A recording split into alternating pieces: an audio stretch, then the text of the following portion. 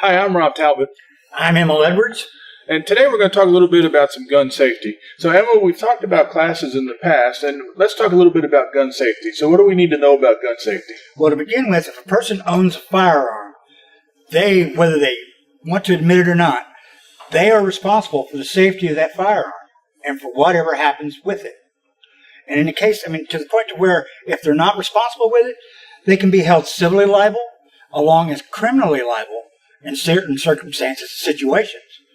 So it's very important that you always follow the safety rules in regards to the handling of the gun and the storage of the gun.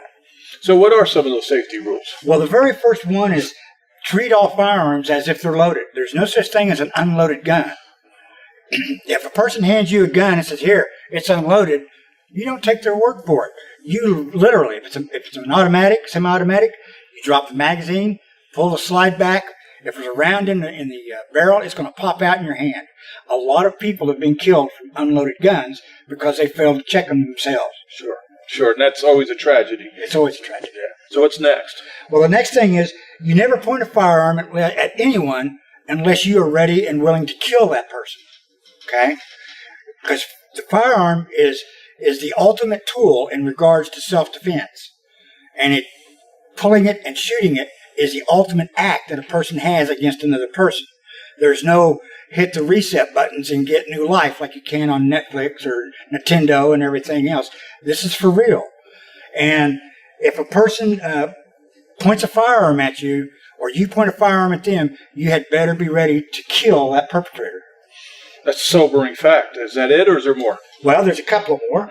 You always want to keep your index fingers. Every firearm comes with at least two for most folks, and that's your index fingers. That firearm will not go off unless that finger is inserted in the trigger well. Okay? I could have guns sitting all over this place, and I guarantee you they won't go off while we're doing videotaping. Because why? They're inanimate objects. They become animate when man and or woman picks them up. That's when they become potential. A hammer doesn't work until you pick it up and start nailing something with it. And when you hit your thumb, then you know you need to practice more. Let's try not to do that. So what's the fourth thing? The fourth thing is you have to always make sure of positive target identification because you're responsible. Wherever your round goes, when you shoot at someone, you're responsible for the path of that round, that bullet, whether it's in the perpetrator or if it goes downrange a mile and a half. I could relate a story that happened here in Oklahoma that resulted in the death of a 6-year-old because someone shot a pistol up in the air and the round traveled a mile and a half downrange and the 6-year-old was killed because of the round. Wow. Because obviously we watch way too much television and you see the cops firing up in the air as warning shots, but that's really just Hollywood. That's not realistic. That's Hollywood because in this day's police world, warning shots would get the officer in a whole lot more trouble than if they shot a person.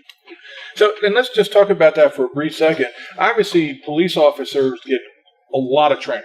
So they go through this, and unfortunately, too many of them are in these situations where they have to make these decisions. The average citizen probably isn't in that position often.